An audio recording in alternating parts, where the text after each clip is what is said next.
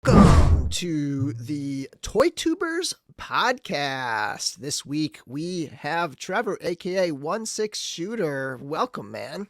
Thanks, man. Thanks for having me on. And I do like the name.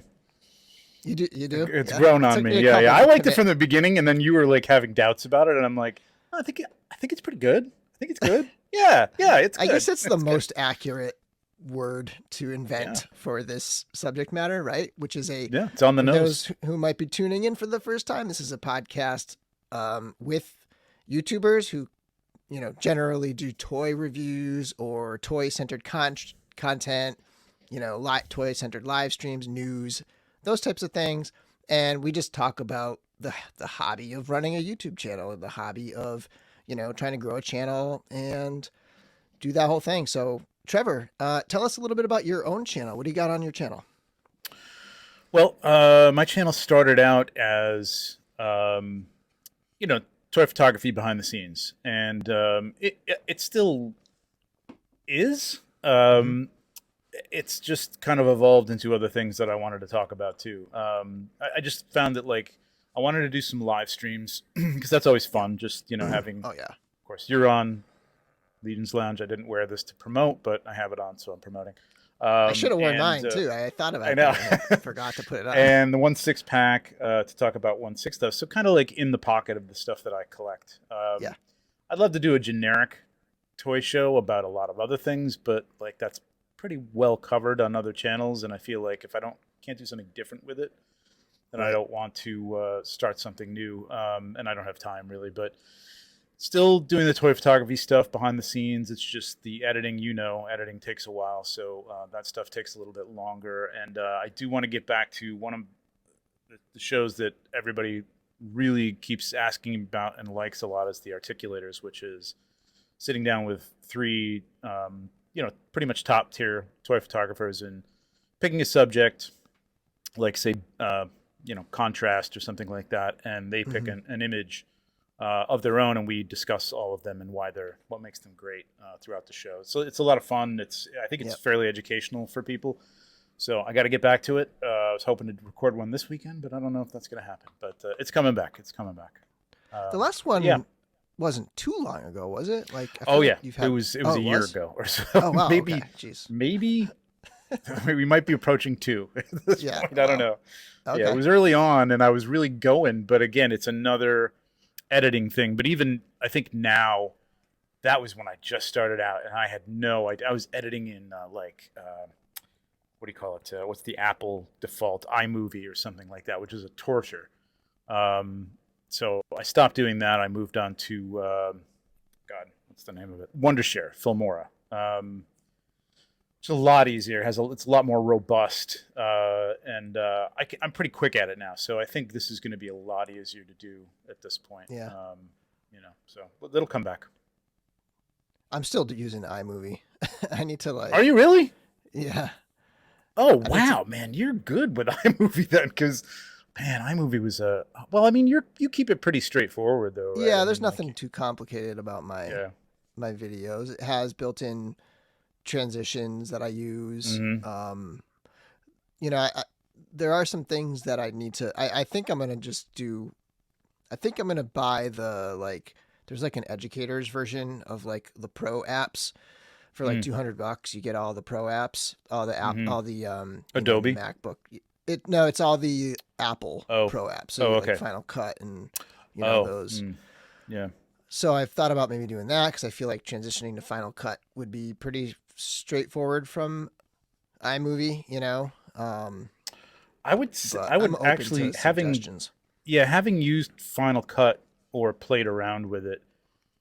It's heavy duty, man, and I almost think that the Wondershare, I'm not getting any money from this, but I think Wondershare Filmora, which Jay Hernandez told me about, actually he uses.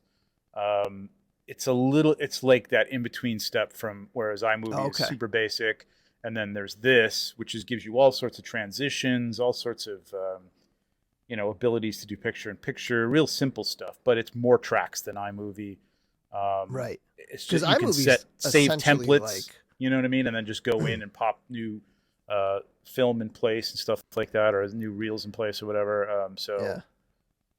I find it really natural. I mean, there's a few, tweaky things about it that you got to learn, but going from iMovie to that was pretty short learning curve. So I don't know. It's a suggestion. I'll take a look. And I think you can try it for free. Is that? So okay.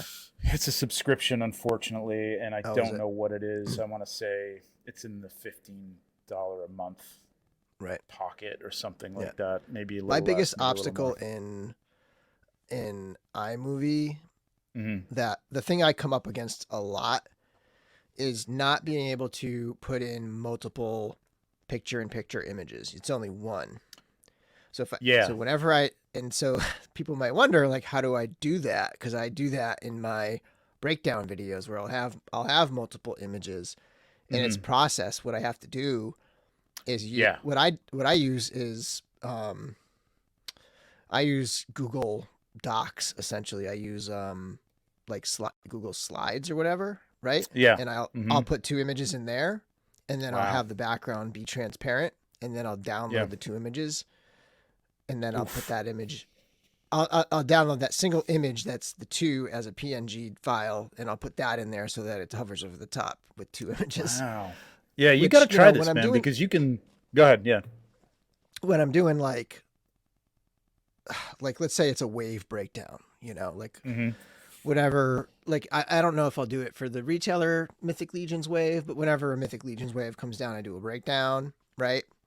Yep. And so it's not too bad because like I'll usually do a slideshow too because of like the podcast, and then I'll just, tweak it and download the images. But yeah, so I definitely need something that has like that allows 2 images picture in picture. Well, I think all you do in here is you'd have another layer with the image, and I think you can scale it right down, right on the screen, and place them wherever you want. So I mean, you can actually have, another piece of footage running up there, or you can have stock images popping up whenever you want to, and GIFs and sound effects and some pretty cool wipes and stuff like that.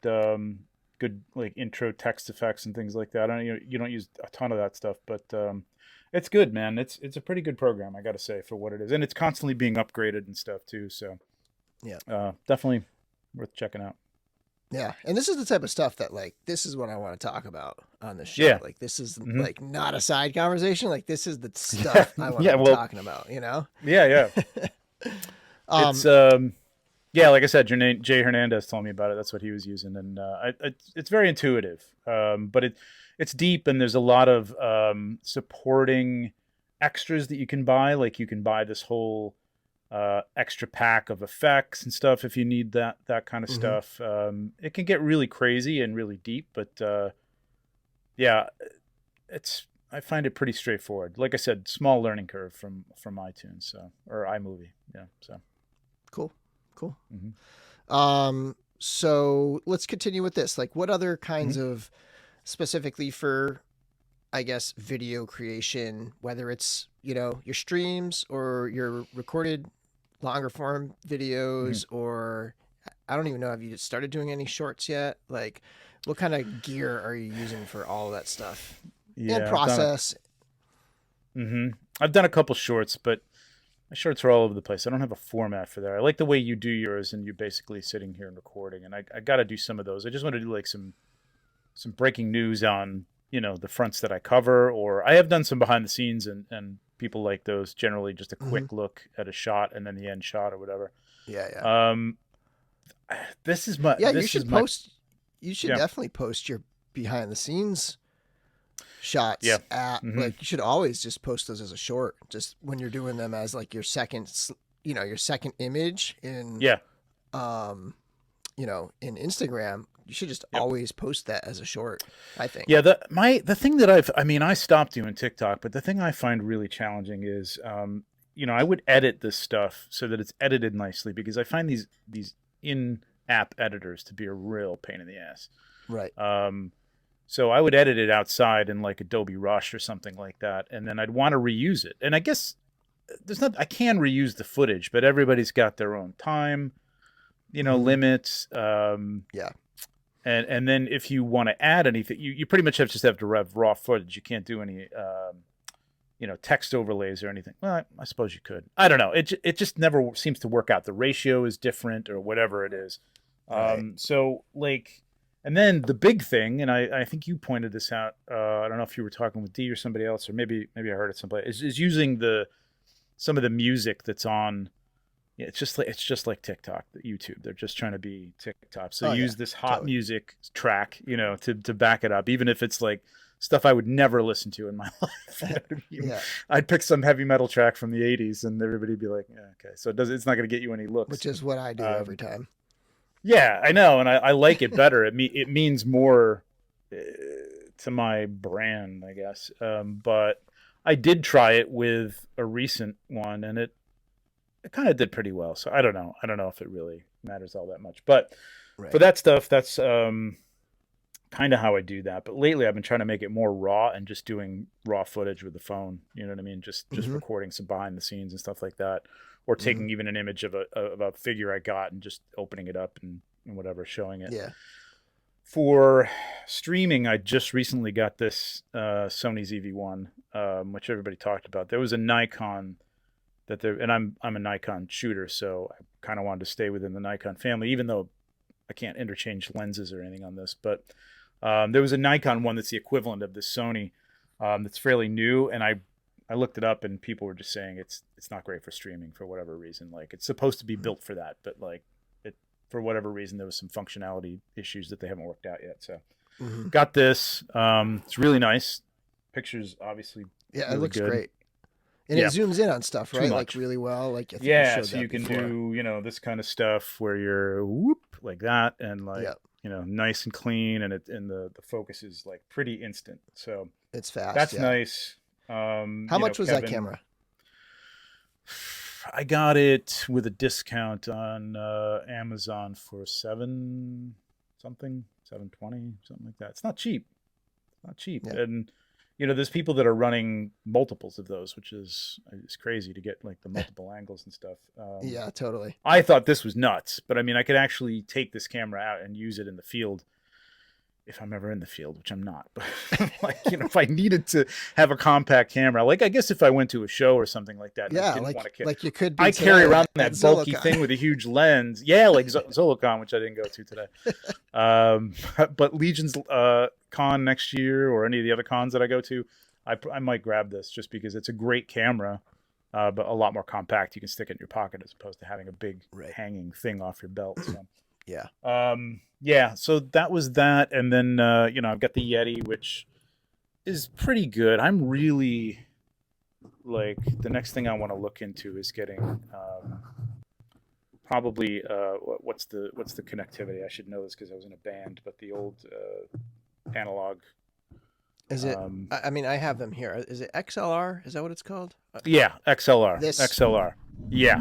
Mm-hmm. Yep. Yeah. XLR. So that, and running it through a mixer or something like that, just to be able to modify the voice and get that nice radio sound out of it. Yeah, that's my setup. I have a friend, Joe Tavano, who runs RetroZap, who kind of walked me through. I know nothing about audio really, like even though I've been podcasting for like almost 10 years now, but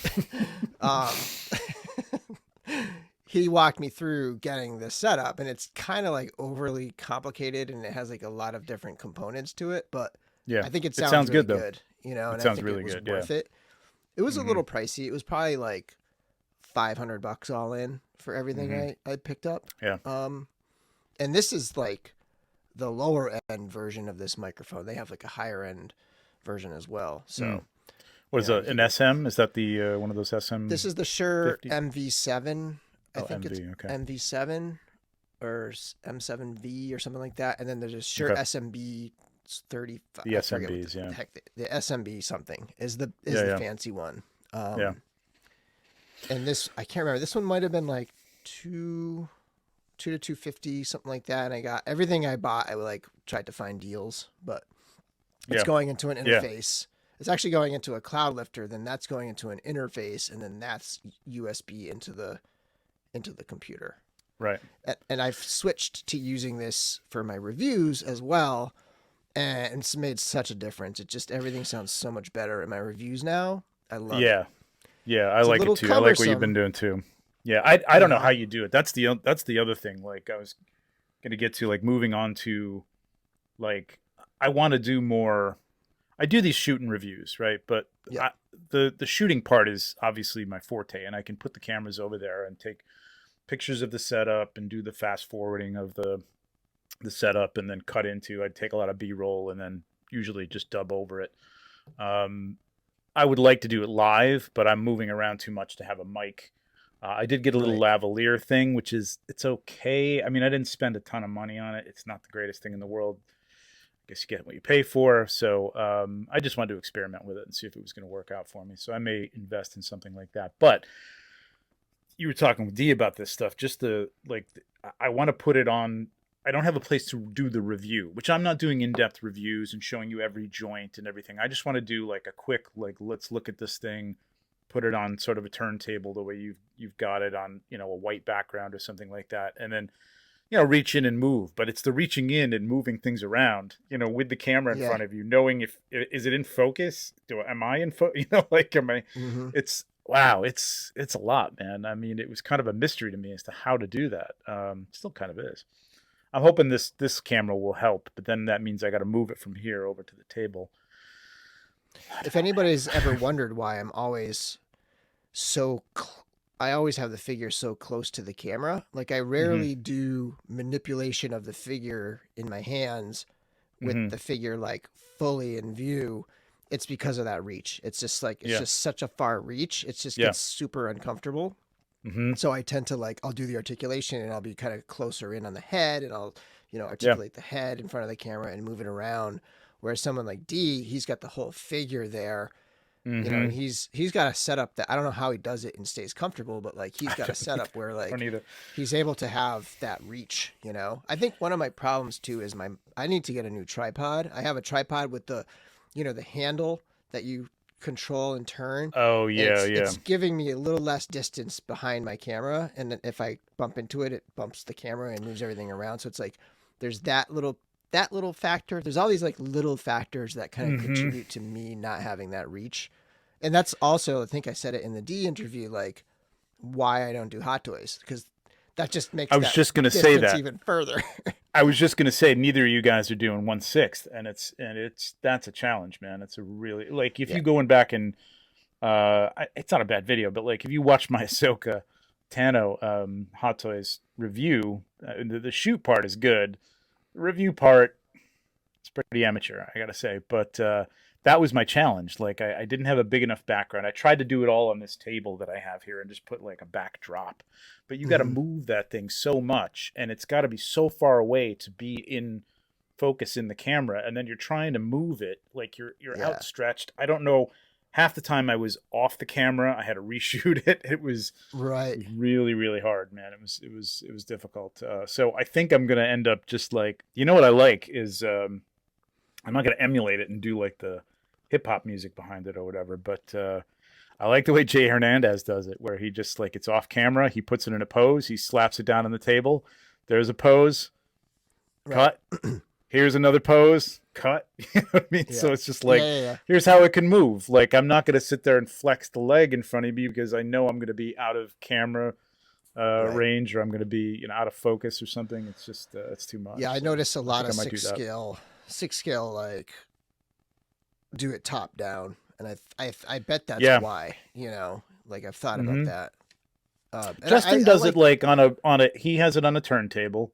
Yeah. And then he basically just lays it out. And then I think he kind of just puts them in some poses too, and just puts them in front of the camera. I don't really remember if he's doing a lot of, I don't really watch a ton of those, but if he's actually manipulating them on screen, I'm not really sure. It's really tough, man. Not as easy as it looks. And then you got to edit all that stuff down. A lot of people, they assume we're just plopping down in front of the camera and just doing this 10-minute activity and then publishing it, and Yeah. I admire everybody who can do it and do a lot of it, and has been doing it for a long time. Because while it's, I'm sure it gets easier as you go along, with Wade and stuff like that. But and he just kind of goes off the cuff too, no script or anything like that.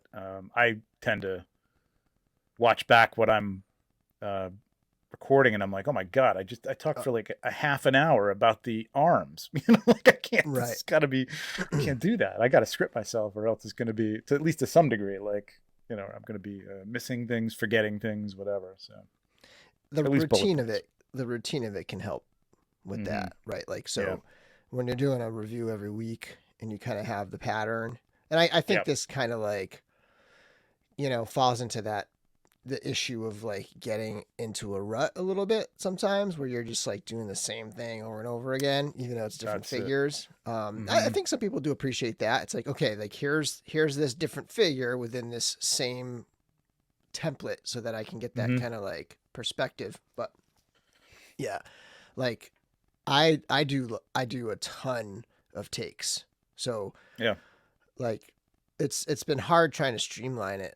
I've started changing up the way I record the turntable section, which is basically my intro. So I'll hit record. I'll hit record on my audio, which I do record separately. And then I line them up and put them in. But you're not on camera, so you can do that. It's good for the most part. I mean, I mean, so even if you're talking about a specific thing, you've got to have that timed with like, and then if you move the leg, so like it's got to be there, like on that. So when I do the turntable thing, I will, it'll be turning and I'll be recording simultaneously. But when I go in and edit it, I've started letting it just keep turning so that part is smooth. And then I'll edit my audio so that it, and then like the zoom ins, so I'm kind of asynchronously doing the turntable and the voice, even though I'm recording them at the same time, but like then I edit them asynchronously, essentially. Right. Then the rest of the video, it's generally like live in time with me, like talking, but that's one of those little things that I've done that's a little bit more work, but it helps the smoothness of the video. It kind of like helps the smoothness of, rather than like every time I make an edit, like the turntable like shifts like a little bit, like every time I make any sort of like edit to my voice. Right. Yeah. So, true enough. Well, I mean, with this film, with the Filmora, you can actually separate the tracks. I think you can do that in I do that. I do iMovie that too. Yeah. Yep. Okay. Yeah, my thing that I've learned that I do, and if you've watched any of my shows, you can probably tell it's an issue. Is I tend to like go from I don't like dead air. Like it's just I don't know. It's like not like I went to school for this or anything like that, but like I tend to like if there's a gap or there's a pause, like I want to fill it. So I've just there, like you and you're thinking of your next thing. That's a fine time to cut because I don't want those ums. Right. But if I just jump from one thing to the next, like, and that's the army articulation. Now let's take a look at like, well, wait, pause, and that's the arm articulation. Now let's take a look because you want to be able to cut that. You know what I mean? Like at a certain point, you may want to cut the video to a certain thing, and there's no pause in my voice. I'm just going from one thing to the next and filling that space. Yeah. Hard to stop yourself from doing that when that's kind of in your blood. I do a lot of those pauses when I'm doing my comparisons because there's a lot of information in the comparisons where I'm naming figures, and like it can be real time consuming to name figure especially with A. Mythic Legions. and then name figure B, and then you kind of screw up on figure B, and then you go back to the beginning, and it's like okay, I got to remember after I name figure A, a little pause for in case I need to edit, and then go into figure B. Like those little things are interesting. I've got to get myself down to that point. I just got to think about the pauses. That and like what you were saying, like I like you're saying like the sort of the repetitive for you, but I think people like that. It's something people are comfortable with. You know what I mean? It's almost like comfortable to watch something. Yeah. What's coming. You know what I mean? You feel like you like the format. You know how it's going to end, even though you know how it's going to end every time. You know what I mean? And it's kind of like putting the same light, so to speak. I'm using air quotes on here, everything, right? The same light so that you can see the Mezco Conan in the same light as you're seeing the the barbarian from Mythic Legions or whatever. Exactly. So it's like you kind of like want that familiarity, I think, so that you're getting the same look at the different figure, and comparison wise it's there.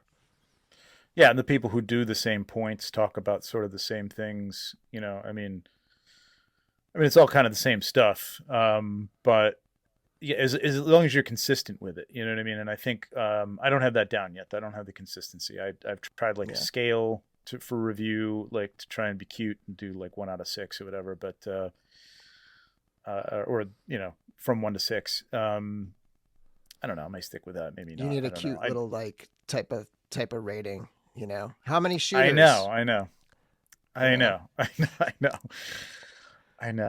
10, it's just one 10 more out thing. of 10 dorks. That's right. It's this is a 10 dork figure. I mean, the other thing is, and you, I don't know if you, again, like, I don't know if you've heard this, people say this before. It's like, you know, you get called, I've never been called anything, but like, cause I don't do it enough, but like, it's like, oh, he gives a good rating to everything. Well, generally the stuff that I'm reviewing is not stuff that's being sent to me blind. It's stuff that I bought that I pretty much knew I was going to like. Yeah. And it may come up a little short, you know, here or there, but it's not going to be generally it's not going to be a complete dud. I mean, the complete dud stuff I don't review generally, you know what I mean? Yeah. So it's like, oh, this is a piece of crap. Let me do a review on this and tell everybody what a piece of crap it is. Yep. So it's going to be, you know, a 5 or 4 out of 6, if not a 6 out of 6. So that is what it is. Yeah. That's one of my things too. It's like, I would like to do more reviews of things I don't like, like in terms of like what I would like to provide for my audience. Like I would like to provide that to my audience, but like, I don't want to do it. Like, it's not enjoyable to me to own a crappy figure or to spend time on a crappy figure. I think that's one of those things where it's like people get really upset, and this is kind of dipping into social media, but it's all part of it. Like, they get really upset when you move on from something that's annoying you, and they get upset when people aren't calling out the companies or like doing all these like take them to task kind of things. And it's like, that's miserable to me. Like, that's boring and miserable, and like I don't want to spend my time whining about stuff, you know. That's like just bad energy. And I, you know, it's like there's a fine line between me being a hobbyist who is sort of enjoying action figures and enjoying my hobby, and then me as sort of like a would-be consumer advocate who's trying to help people like make purchases, right? Like, and that's it's interesting. Like, and that's what you take on if you. And I don't know a lot of people who necessarily do this. I know Wade will take, you know, some stuff from people.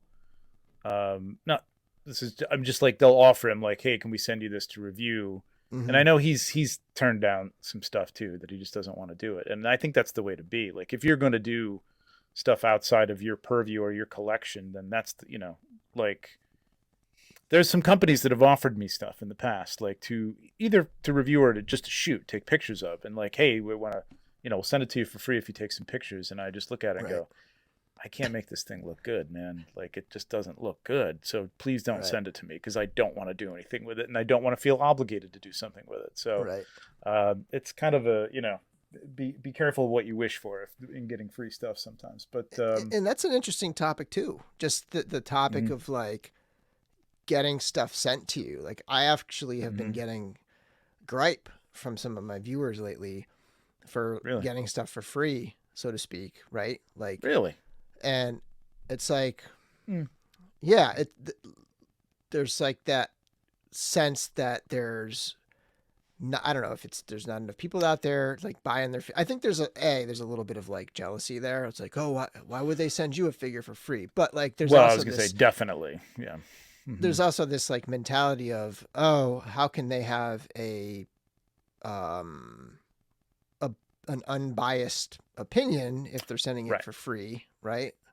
But it's like, so it becomes this double-edged sword where, so my example is, I wanted to pick up the Animal Warriors of the Kingdom, and Right. I stupidly didn't back the Kickstarter, so I wasn't getting them anytime soon. Yep, they're nice. They're awesome. Really nice. And so I put it out there kind of in the same way I did with the Cosmic Legions test shots. It's like, hey, anybody want to lend me anybody who did the Kickstarter and is getting it soon want to lend me one? Mm-hmm. That way I could do an unbiased review, a review like that's not, sent to me from the company. Yeah. And then have like a pretty clean look at it. And then somebody went ahead and like messaged Jason, and of course he's like the nicest dude ever. So he sent me one, and I'm like, I'm not gonna turn you down, dude. So like, I got that, and I reviewed it, and then of course somebody had to like gripe over it because I. Well, even with that, you know that you're probably gonna like something like that. You know what I mean? It's not even that much of a wild card, but I mean, there are gonna be things like there's even Mythic Legions things like that I will open up and like, I mean, very rarely with those, but like, I'm not particularly fond of this, weapon that they gave him, or I wish that it came with whatever. It's minor stuff. The 1/6 stuff, I think, is more of a wild card because, like, you can see what you're getting, but then you get it in hand and you've never moved it. And it's like, oh, this is single jointed, and that sucks. You know what I mean? Or this head doesn't move at all because of this hairstyle, or this cloth is not cut well, or the body that they used isn't right. There's a lot of variables in that can, like, I've bought stuff for, $300 something, and like, I'm not that great. It's not that great. You know what I mean? It's okay. I'm going to put it on my shelf. Maybe I'll sell it tomorrow, but that's the kind of stuff. Like, I think when people are spending that kind of money, I definitely want to see more honesty. I don't want to see, I don't call it chilling, but like any kind of like favoritism for, like, I used to do stuff for Exclu Collective. So I would do, these were text reviews, and Asmus Collectibles, Lord of the Rings stuff, mostly Lord of the Rings. They would send me some other stuff, which is really tough because it was like video game shit that I'd never played before. So like, I don't even know how to review this thing, but they would want to see the reviews before I sent them out. And they generally were good. There were a couple that were, marginal. Like, they were like, this is good, but there are definitely some flaws. The likeness isn't good. I would give the likeness like a 6 or a 7 or something like that. Mm-hmm. And to their credit, they, let those fly. You know what I mean? I took good pictures of them, so they looked good. But that's the kind of company, like, that's all I want to hear from somebody. I don't want to hear like you have to let us review this. You have to, if you ever want to get anything else, and I think that's what people think, is like, if you want to get more stuff from this company, of course you're going to say that it's a great figure. Yeah. But if you're worth your weight in anything, then you're not going to do that kind of stuff. And if the company's worth dealing with, they're not going to not give you stuff. If you sit there and say this is a piece of shit and these people are awful and what the hell are they doing, you're never getting anything again. But if you point out a flaw in the ankles or something like that, they should be, good enough to say, oh, that was fair. That's fair. Yeah. But, and I think, some of the, like, even some of the 12 scale, 7-inch type, reviewers like Pixel Dan and Toy Bro, like, even those guys do a good job, I think, of being able to, like, be critical of those lines, especially Super 7, for example, that, they're getting sent figures, but also, like, to maintain that relationship without burning it to the ground, like, give the fans, like, like Toy Bro's review, for example, of the worst, right? I was just going to say the same exact thing. Like, it wasn't like, great. It was not a very positive, review. But like, they're not going to, it's not the type of thing that's going to like offend Super 7 or, like make them say, hey, we want to stop sending him stuff. Yeah. Because over and over again, he's reviewed them fairly and a lot of times positively. Yep. And even that's not the point, but I think there's a point where if like figure after figure he got from a company, I'm not saying Super 7, but anybody like that was just not good. You know what I mean? And he wasn't happy with it. I think he probably stopped reviewing that because he wouldn't be interested in them anymore. Again, he's interested in a lot of the stuff that he reviews. He doesn't review random, 1/6 stuff or some of this third party weird, 1/12 scale Mezco like stuff. He's got a pocket that he sticks in. You have a pocket that you stick in. Wade does, a lot of the Marvel Legends stuff and some of the third-party Mezco type stuff, and everybody's got their thing. And I can, it's good. I think companies respect that. You got to be open, like if you're going to send that kind of stuff out. Like I don't know if Hasbro's going to do. Somebody said they may not be sending out stuff to reviewers again, because I guess the last time they did it didn't go great across the board. You know what I mean? People were fair. I thought Wade was fair in his. I thought I forget who did the Moon Knight. What was the product? This was a wave that they did. It was multiple, like it was kind of like they gave it to the people, like they gave Wade the Captain America, because that's kind of his figure, and then they gave Isaac, his brother. What's his name? The figure review. Figure review. Shit. I'm not sorry, man. They gave him the Moon Knight figure to review. Okay. And I think that went fairly well, but a few people were somewhat critical, including Wade, about a few things. He didn't like a few things. I don't know. I don't know if they don't have thick skin or not, but I don't even know if it's the truth, but I heard that they may not have that out to the public again. We'll see. I think it's a cool idea. That's a wild reaction. I bet it's not true. I don't know if it's true. But they're a behemoth of a company, though, too. Yeah, so they don't need it. Yeah, it's true. But the funny thing about that is you'll never really know, because let's say Hasbro may or may not have made this decision, and then let's say they did. They said, okay, we're going to decide not to ever send anyone anything ever again, and that sort of leaks out. This rumor leaks out, and then people react to it, and then they change their mind and they change their tune. And then they say, okay, we're going to set, they pretend that never happened, and they start sending stuff out again. It's almost like you'll never know if that happened, right? Exactly. It's kind of like when something like a QC issue happens, or some big thing that people are complaining about happens in a figure line, and then everybody complains, and then the company does the next thing, and it's changed, and they all assume, we did it! We successfully made them change their mind, and it's like, did you really?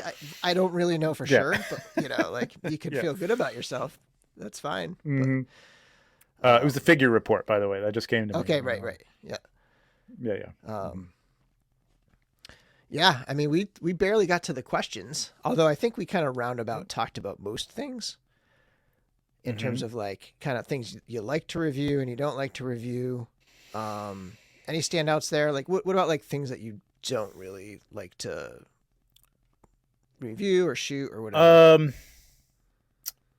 I think, in terms of both of those things, the 1/6 stuff is always harder to shoot, because if you're doing a shoot and review type of thing, which again for me is I do a quick review of the thing, what you get with it, few of the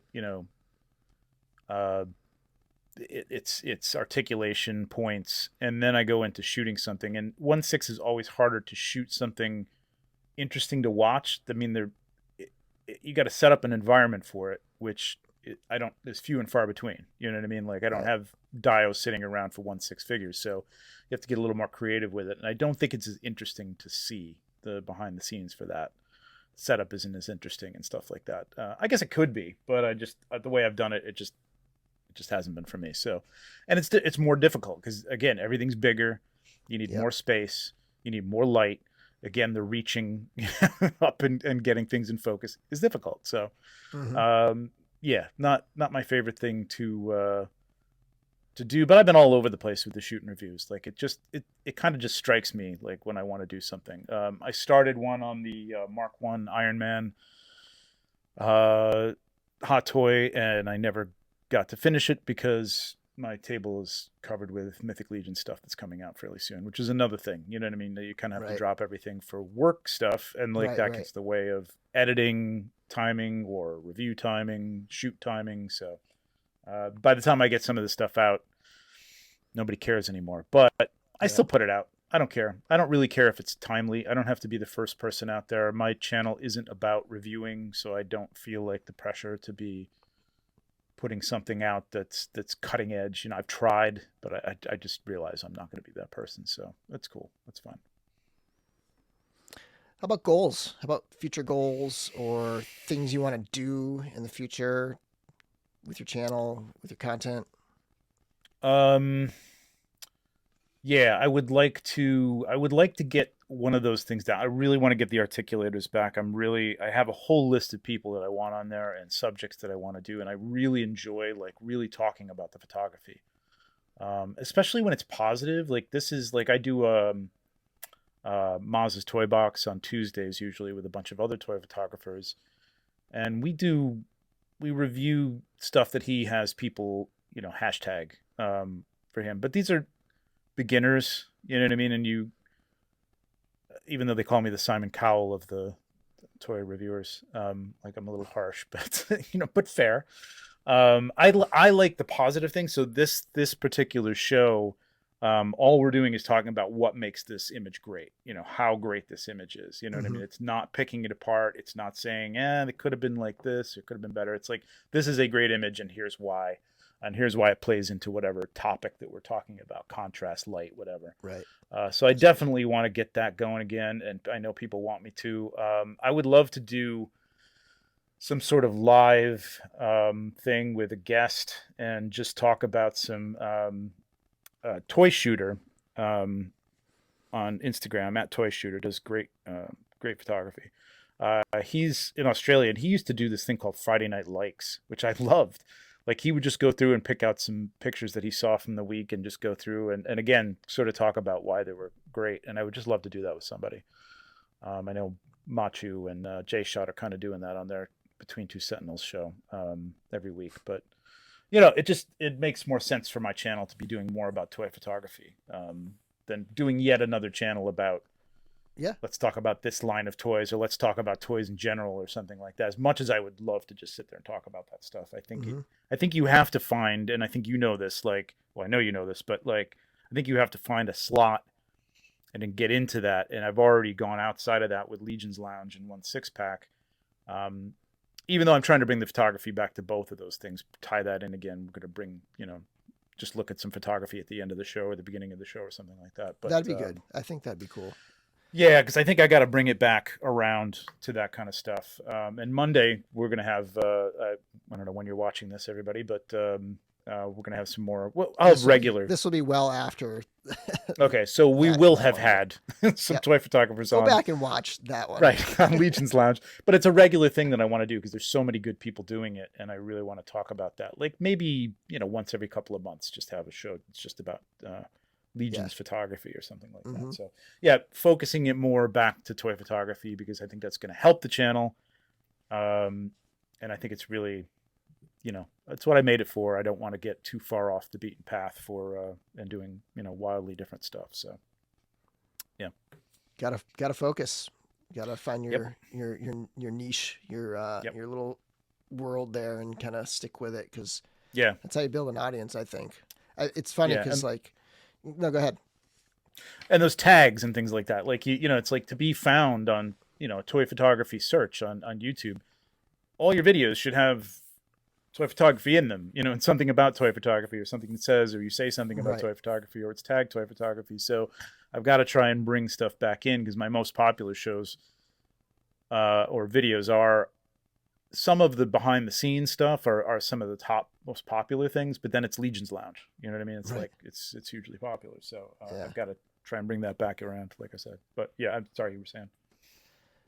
Lost my train of thought. I think, I totally lost that one. Just a niche. No big deal. Just having a niche and sticking with that. Yeah. Like my channel, like found itself really like in terms of like focusing almost primarily on Legions or like Legions adjacent type things. Like that's my channel kind of like found its way there. I've always had, the podcast, that's a general topic, but even that, it's like, I always open with Legions, even on the podcast now, like, but we still talk about hot toys. We still talk about like figure arts and Mezco and all that stuff, but definitely like I have my, I see what my audience responds to and I go with that, which I think is, for any YouTube viewers watching, like that's a good kind of like thing to do is to like see what your audience, try to figure out your audience, right? Like whether you're trying to like imagine who your audience is and just like create for that person, or just take feedback from your audience and, you know, like especially the number of views, like, oh, wow, everybody seems to really like this particular content. I'm going to keep doing that. Yep. That's it. And I think it's just turned out because of who I am within Mythic Legions, that those are, those behind the scenes videos are the most popular. I mean, yes, I have more of those up than anything else, but like the 1/6 Ahsoka one didn't do quite as well. The Razor Crest was pretty good. But yeah, I mean, that's like you said, that's our audience. You know what I mean? Like they like those figures. I'm going to try and stick within those, and then break out every once in a while and do some stuff that I want to do too. Like I'm sure I'm going to get into Joy Toy and doing some shooting reviews of those, or some behind the scenes with those, or something like that. But I think that's enough in the pocket. And again, I really want to bring it back around to toy photography and stick more to that. Stick with what I've got, but instead of like trying to have had ideas for other things that could go beyond, that thing, just a more general toy thing. And I just don't think it's a good idea for the channel, either to start another channel to do that, or hook up with somebody else and do it on their channel or something like that. I don't know. Yeah, that's a good point. You could start a second channel. A lot of people do, and do really well. Or with those second get channels. in with somebody else and do a show on their channel who's more about that.